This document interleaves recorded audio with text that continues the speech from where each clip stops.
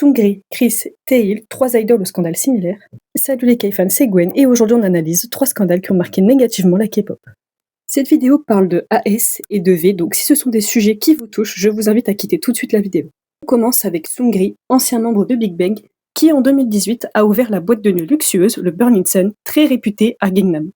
Une boîte de nuit VIP avec des DJ internationaux, du champagne très cher, très prisé par les célébrités, les businessmen, businesswomen, par les célébrités du monde entier et par les figures médiatiques. Fin 2018, la vidéo de surveillance révèle qu'un homme, client de la boîte de nuit, a voulu porter secours à une femme dont des substances ont été mises dans son verre afin qu'elle ne soit pas agressée par quelqu'un dans la boîte de nuit, mais les agents de sécurité l'ont agressé lui, donc une scène très violente révélée par les caméras de surveillance et par des témoignages. Plus tard, vers 2019, une conversation KakaoTalk, donc le WhatsApp coréen, révèle un chat privé des employés du Burning Sun ainsi que d'autres personnes impliquées par l'affaire qui évoquent l'usage de substances pour faciliter les AS. Ainsi, les hommes VIP qui viennent du monde entier peuvent obtenir des faveurs. De l'ecstasy et du GHB est mis dans le verre de certaines femmes afin que les hommes VIP puissent en profiter pour avoir des faveurs S sans le consentement de ces femmes. Le tout est filmé et révélé sur ce fameux chat. Ce partage de vidéos horribles se fait pendant quelques mois. Mais grâce à l'intervention des journalistes et notamment de Guara qui a beaucoup aidé les journalistes à enquêter sur l'affaire du Burning Sun, l'affaire est révélée au public. Énorme choc médiatique et bien évidemment enquête de police ouverte. Enfin, une enquête de police officielle puisque la police du quartier de Gangnam était de mèche avec Seungri. Il nous est révélé que Seungri a donc ouvert cette boîte de nuit dans ce but-là. Les employés ont donc été recrutés dans ce but-là puisqu'ils étaient tous au courant de ce qui se passait et ils avaient donc le groupe sur KakaoTalk, donc ils ont forcément été recrutés dans ce but-là. J'ai pas la preuve concrète, mais ils ont été recrutés très certainement pour cela, ainsi que d'autres personnes, dont des idoles qui ont également participé à cela, et d'autres clubs similaires se font fermer. Les idoles en question, notamment Jung Joo-young, condamné pour ses actes, et Choi Jung-hoon pour son rôle dans les abus. D'ailleurs, Jung Joo-young avait déjà été condamné quelques années plus tôt pour avoir commis 2 V, mais relâché trop tôt par la justice, il a recommencé à cause du Burning Sun et de tout ce que Seungri a pu faire là-dedans. Il a aussi été accusé de détournement de fonds, de proxénétisme et de partage de vidéos à caractère S. Il a donc été condamné à 1 an et demi de prison et a été complètement absent des médias. Mais cette affaire a pu mettre en lumière d'autres affaires similaires et faire arrêter tout ça. Quant à Jung Joo-young, il a été repéré il y a quelque temps à Lyon, en France, en disant à des femmes qu'il avait draguées qu'il voulait ouvrir des affaires coréennes, genre restaurants, etc., ici en France. Donc retenez bien sa tête, si vous le croisez, barrez-vous. Ils sont donc maintenant complètement absents des médias et n'ont évidemment plus de carrière d'idole, et heureusement. L'affaire Chris Wu. Wu Yefan, né en Chine, mais grandi au Canada, il a donc la double nationalité chinoise et canadienne, détail important pour la suite de l'affaire. Et il devient le leader de EXO-M, la sous-unité chinoise. Son charisme, son physique et sa popularité en Chine font de lui l'un des membres les plus connus du groupe.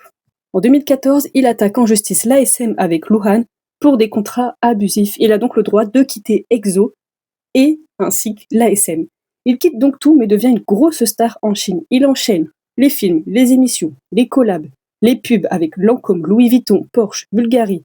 Plusieurs marques se l'arrachent, il est partout.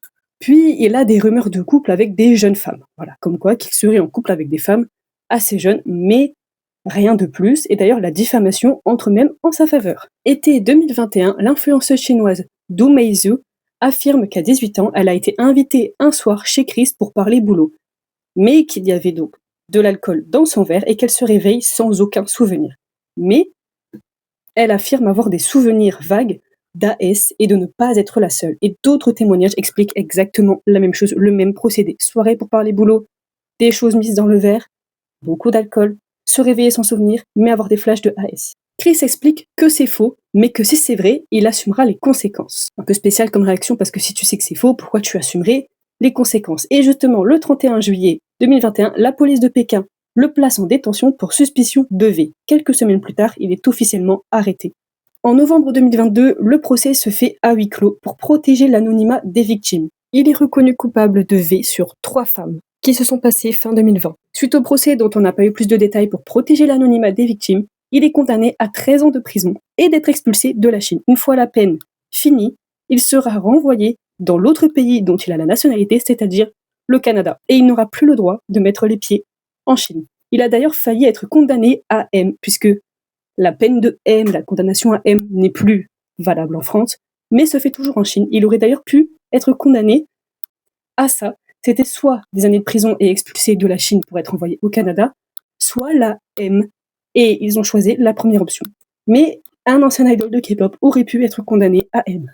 Moontail, ancien membre d'NCT, qui a été viré d'NCT vers l'automne 2024, et l'ASM a expliqué que c'est parce qu'il avait été accusé d'AS. Suite à ça, il est donc renvoyé du groupe. Puis, en juin 2025, se tient le procès où on apprend tout ce qu'il s'est passé. 13-14 juin 2024, c'était les 30 ans de Tae. Il est né le 14, donc le 13, il a fait une soirée avec 2 amis à lui qui ne sont pas célèbres, où ils ont donc passé la soirée ensemble. Ils sont sortis, ils ont passé la nuit à s'amuser, etc. Mais ils avaient un plan, prendre avec eux des substances pour les mettre dans le verre d'une femme pour ensuite l'emmener quelque part et la AS à tour de rôle. Suite à sa plainte, l'enquête commence. Il est révélé que Tae et ses amis ont choisi cette femme comme cible car elle n'est pas de nationalité coréenne et que la justice est beaucoup plus clémente quand tu t'en prends à quelqu'un qui n'est pas de nationalité coréenne. Ils ont donc fait exprès car ils savaient que s'ils portaient plainte, ils prendraient moins cher. Leur plan était donc rondement fait. Ils ont assumé les conséquences au procès. Tae s'est excusé auprès de la victime en disant qu'il regrettait ce qu'il avait fait. Il risquait 7 ans de prison, mais n'a pris que 3 ans. Il a fait appel car il ne comprend pas la décision de la justice. Selon Tae, il s'est excusé, il a assumé les faits, donc il n'a pas à aller en prison. Mais ça va pas bien. Hein. Il n'a pris du coup que 3 ans de prison, malheureusement, pour AS et quasi V aggravé. Le soir même, le 14 juin 2024, il faisait un live avec les N-Citizen pour fêter ses 30 ans, son anniversaire. Alors que quelques heures avant, il avait fait ça. C'est même à se demander si c'était pas la première fois. Parce que leur plan était quand même bien monté pour tout ça. Et enfin, c'est incompréhensible. C'est à se demander si ce n'était pas la première fois. En tout cas, il a été condamné et est complètement absent des médias, viré d'NCT, etc. pour quasi V aggravé. Bon, je vous ai raconté ces 3 histoires de manière très courte parce qu'elles sont beaucoup plus longues, mais en gros, voilà les faits. Ces 3-là ne valent absolument rien et méritent leur peine, même s'ils auraient dû avoir beaucoup plus. Beaucoup plus. J'espère, malgré les sujets sensibles, que cette vidéo vous a plu sous ce format un peu podcast. J'ai tenté un format un peu différent. J'espère que ça vous a plu. N'hésitez pas à me dire dans les commentaires ce que vous pensez de ces 3-là, s'ils méritaient beaucoup plus comme peine. N'hésitez pas aussi à vous abonner, à mettre un like, à partager, à me rejoindre sur mon compte Instagram et mon compte TikTok, c'est très important. Et on se dit à la semaine prochaine, les K-fans.